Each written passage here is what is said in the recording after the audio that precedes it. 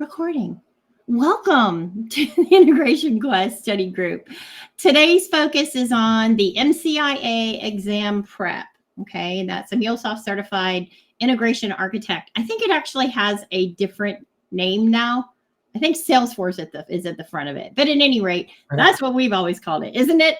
Ethan, what's the official name? Of MCIA. I've got it somewhere. I'll bring it up if you don't know it right off the top of your head. So a few things regarding housekeeping is, as always, we give this little disclaimer, behave. Everybody's been behaving in the last several study groups. That's great. We had some kind of weird things happening. I'll just leave it at that.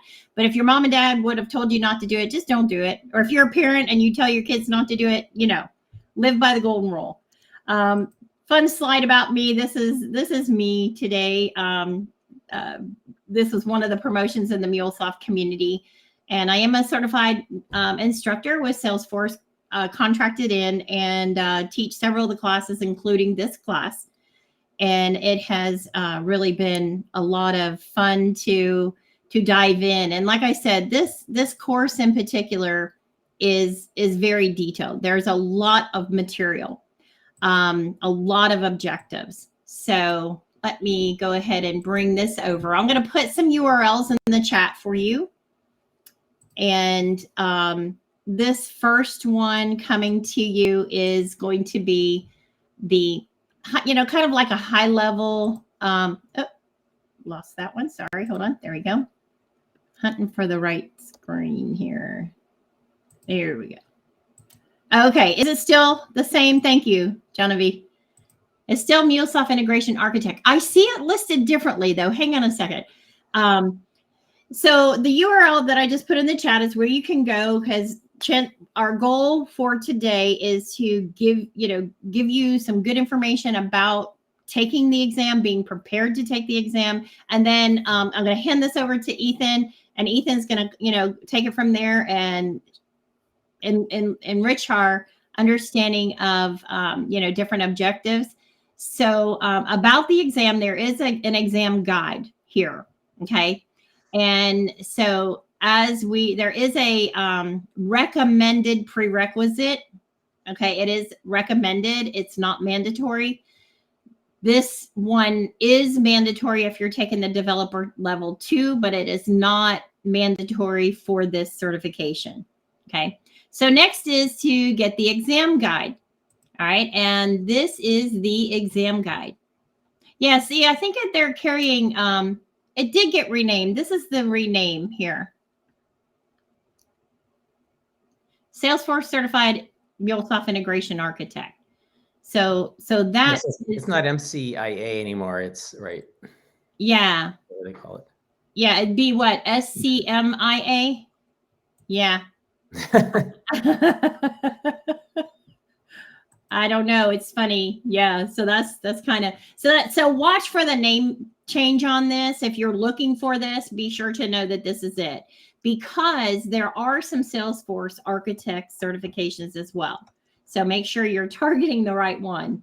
And on this page, this is where you're going to have some detailed information about the exam, the audience for the exam, purpose, some details in the about the exam here that are very relevant. You've got 60 multiple choice questions. Know that there are up to 5 non-scored questions. Okay. And remember, in our classes, I will tell you that you may have a question on the exam and you may go, what are they talking about? It could be one of those. Okay. So just, if it's covering something you have no clue, give it your best answer. There is a 70% passing score. That means you've got to get at least 42 questions correct. And you have a 2-hour window. Okay.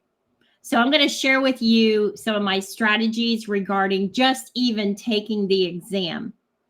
The exam itself, as you're going through it, you're going to have a clock that's ticking. Remember, you've got approximately 2 minutes per question.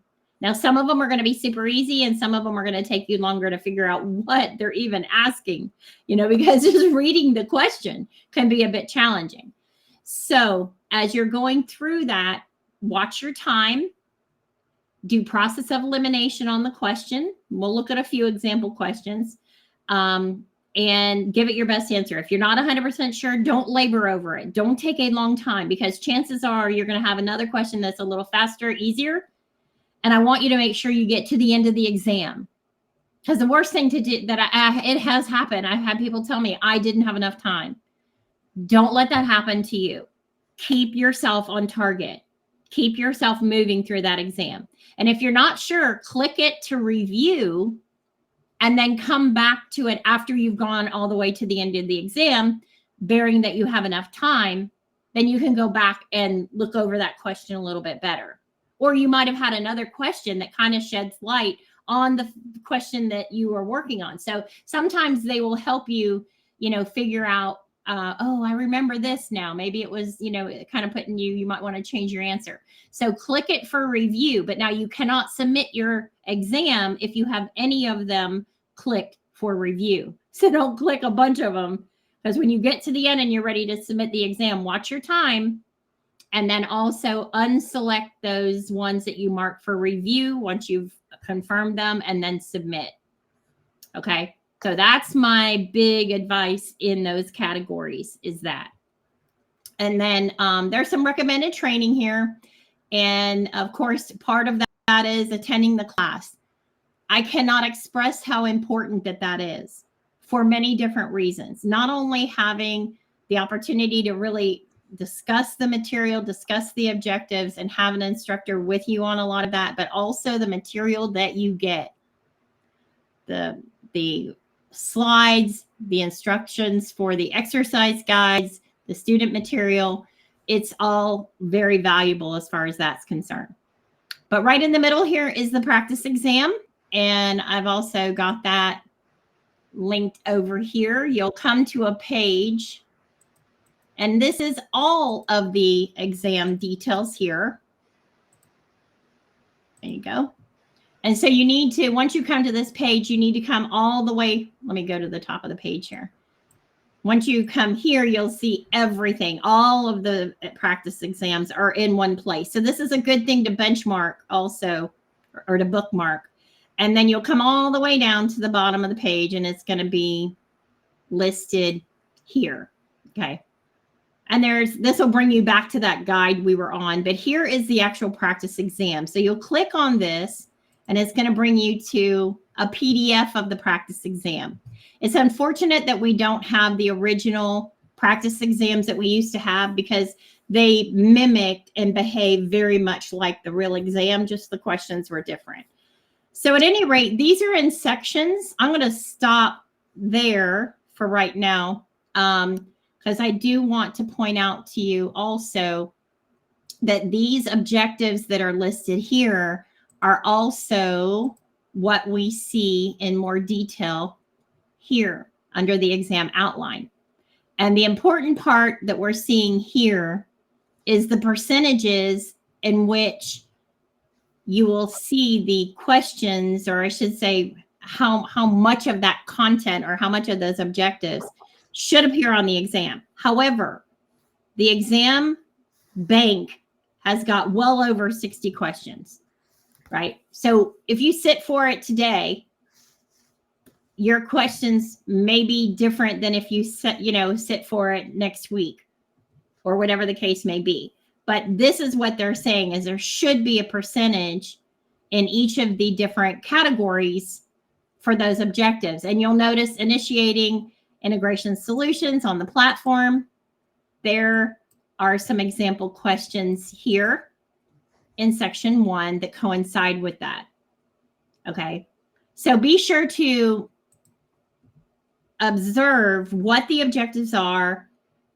And if you find yourself uncertain about different categories, come back and dive in, or ping me. I'll be glad to, or Ryan, or even Ethan. I'm sure any of us will be happy to put some material or recommend certain material that will help you. And some of that may be along the lines of the office hours that we're doing, because we're going to be continuing going on through this to capture some of these objectives on the way. Okay. So if there is advice real quick on just even navigating with a question, and this is where we would, I always recommend to take a look at the question right above the answers, and then read the body of the question itself. And the other one is watch for choose to. Make sure you do choose to, or if it's a choose 3, because it's all or nothing. If you choose 2 that are correct and 1 that's wrong, if it's a choose 3, then you get the whole thing wrong. It's not a partial credit. So now what I would like to do is open up the opportunity for Ethan to share some things. I know that he had some things in mind that he'd like to go over or share, or if you have questions on certain objectives, please put those in the chat so we can bring those up and share, go over some of those. So Ethan, do you want to share your screen? Yeah. All right, let me stop sharing here. There you go. I just got this new loaner laptop, so hopefully this works. Okay, that's always fun. Well, and the fun thing about a study group is we're very informal, so we can always compensate and take some time there. Hey, Diane, can I ask a question? Absolutely. Hey, so do you have any strategy to like maybe randomize the question? So like if you were to do the practice exam, more than once, I remember from the MCPA, one of the study group, I think Ryan was actually hosting it, and we were going over the questions, and it was like towards the end, everything is A. Right. And that like is stuck in my head. Yes. Madonna, I know, Ethan, I was wondering where you went. Madonna had a question here too. So let me answer her question real quick while you're getting reestablished. But share when you're ready, Ethan. Madonna, Ryan was using AI to randomize the answers. I believe he was making some progress with that. And I will loop him in and see what we can. He's teaching today, which is why he's not with us. Mm-hmm. But he had something going with that to use AI to randomize the answers.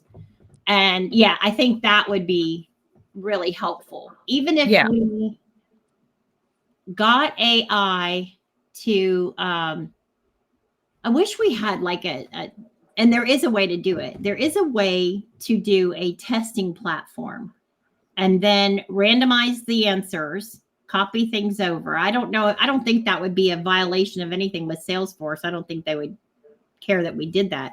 But there's those testing platforms that are pretty inexpensive. So I'll see if we can cook up something like that. That would be really a good way to do that randomization. Yeah, because like it's stuck in my head that everything is A. So now like if I were to go and take the practice exam, like I'm just gonna look at A and say, okay, it's A. I know. And it's true. Yeah, okay. And the other thing that we don't ever want to do is memorize the answer. Right? Right, exactly. Sandra, look. Yay. Oh, Sandra, you're gonna have to help us with this. Yeah. AI powered tools like quiz generators generate questions and answers based on a given topic and randomize the answer. Yeah. But if I want to do like the practice exam that Salesforce has, right, for the certificate, like I wish that there's like a tool where you can copy the entire PDF. But I wonder, you can download the PDF. Yeah. And if it would scan it. Oh, you know what this might be a great candidate for is intelligent document processing. I was going to say. I'm on it. I'm on that. That's a good use case. Yeah. Oh my gosh. That's the coolest thing. I will work on that. Wow. Cool. Yeah. Let me know if you need help. Oh yeah. I'll let you try it out. Yeah. Cool. Yeah. Awesome. Thanks, Very guys. good. Yeah, we need to do it for all of them because you're right. This is terrible. I mean, I'm just going to put it out there that this is, and knowing that. Well, I can tell you why it's like that. Okay, tell us, Ethan. Well, let me introduce Ethan, please. Yeah. Give me a moment to brag on you. Ethan has, well, I'll let you share your detailed accolades because I don't have everything memorized, but I know you've been with MuleSoft for a very, very long time. He is a doctorate, by the way, so we should be really calling you Dr. Port. But he has, I've worked with Ethan over the years for really my interaction with him has been with course development and fine tuning some of the curriculum and primarily in the data weave area. But really, he has worked with so much of the other curriculum, and you were an instructor at one time as well, really working with the architect curriculum, data weave, etc. And he brings such a depth of understanding and knowledge with not only the objectives of each course, but also to, putting that in a format with a meaningful delivery for the sake of academia. And so recently, Ethan has agreed to be part of the Integration Quest team. And I'm very excited that, whether it be for short term, long term, whatever it is, first of all, we're good friends. I appreciate that so much, but also too, we've been collaborating and working with the material as well as having a vision for what we'd like to do with Integration Quest. And I am just really very grateful that he's with us and it's just been fun. It's been so much fun. So without further ado, let me introduce Ethan Port. So Dr. Ethan Port. That's quite an introduction. So I did not prepare for the exam preparation. I haven't thought about the exam for probably 2 years now. So but I've been taking the class with Diane and getting back into it. So I think, let's see, in terms of the prep, I mean, what does everyone else want to do? You could ask me some specific areas that you're wondering about, and I could maybe clarify the topic. I could go through the exam. I could go to the exam areas and probably generally talk about where the emphasis should be or what you want to study. We could look at some of the specific questions. I was going to say the reason that it's A is that when we QA the exams, we would print out copies of the exam, and then we would have to put it into the LMS, and we had to make sure that it got keyed correctly. And a lot of times the stuff was getting miskeyed. So we just made A the answer. So then we could go through like 3 times and make sure that we keyed the right answer. So we're not having to go and rescore tests and all that nonsense. Well, you're forgiven. So but we do like A is the answer. That's right. We understand. Well, we didn't even notice that this was a challenge because of the other platform that we used to use for the practice exam. And it would randomize the answers, so you did not know what the answer was. Yeah, these PDFs were never intended to go outside of the internal group. But then as soon as we lost the LMS and there was no solution from Salesforce, then that was the best we could do. Yeah. We had a lot of debate about this too, about the user experience. And True. Anyways, there's a lot of churn in the organization the last 2 years. It is true. And I guess at least we have this. I mean, there are some exams out there right now that don't even have a practice exam at all. So you really don't know going into it what you're going to deal with. That's pretty standard to not make a practice exam because it's a lot of work to make a practice exam. For real. Well, I'll tell you what, folks, if there is an objective or a topic that you want to, put in the chat, go for it. But otherwise, let's bring up the practice exam, Ethan, and let's find a couple of them that you're, Madonna asked a question. Do you have a good tool to recommend for generating random questions for MuleSoft certification?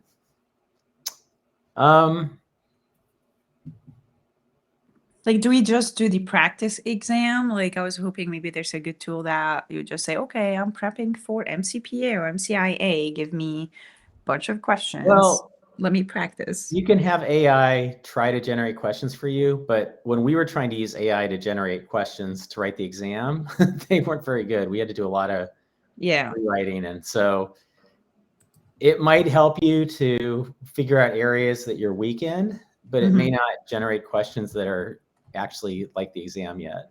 Yeah, like aligned with the exam. Yeah. Yeah.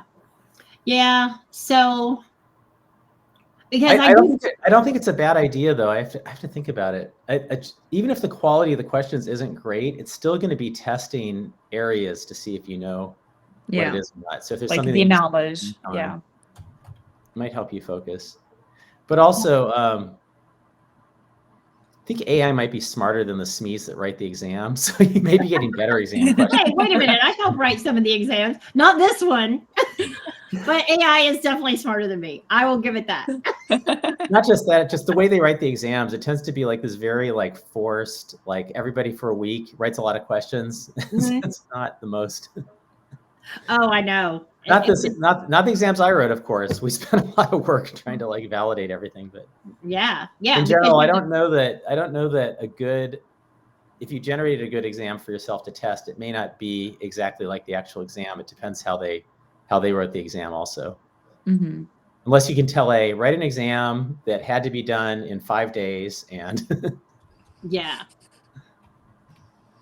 For sure. And then it goes through different groomings. So I'm going to do some research on that too, Madonna, because I am going to make that happen. And I think it would be, I'm doing some Googling now and searching for an exam platform that randomizes answers kind of a thing. And I'd love to find one that's very similar to the actual exam itself. But I think Google Forms even, you can do quizzes and you can randomize the answers. And it would retain the answer for you too, which is good. Right? Yeah, you just have to copy paste everything in. And yeah. Sandra mentioned it would be good to go through the practice exam and elaborate. Yeah. I think that might be a good starting point. Ethan, if you want to bring up the exam at the top, go up a little bit more. And if you click on the exam guide, it'll take you. That's what I thought. Yeah. Are the questions on the actual exam very similar in difficulty and complexity than the practice exam? So the questions that are on the practice exam, there it is right there. Yeah. A lot of times they're questions that didn't perform very well on the exam. So they're questions that are at kind of at the right scope, but sometimes they have some problems in them. So if the question seems a little trickier to answer, that's why it's on the exam guide and not on the exam. Also, a lot of times they're questions that aged out. So the exams get compromised, and so we try to refresh the items once a year. So and actually by now, a lot of the questions on the exam guide were really just previous versions of the exam. So they were very similar. And in fact, the pass rate that we were seeing when people took the exam guide, the practice exam, was pretty similar to the actual exam statistics. So we felt that it was a pretty good predictor. Yeah. That's good to know. So I know sometimes people will say, oh no, the practice exam was so much easier. Well, you know why? You have time to painstakingly look over every question. On the real exam, you're coming in and it's like all new. So I think that may be why people feel that it's, easier to do the practice exam. Not sure. But yeah, let's look at some of the objectives here. And again, Salesforce Certified MuleSoft. That's the wrong. I'm looking at the wrong exam. No, that's it. You're correct. Really? Yeah. That's the new name of it. Yeah. Scroll down. Well, that's not the practice exam though. Scroll down a little bit. Sorry. This is showing everything at once.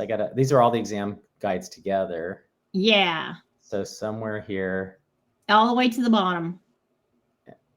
Okay. And for whatever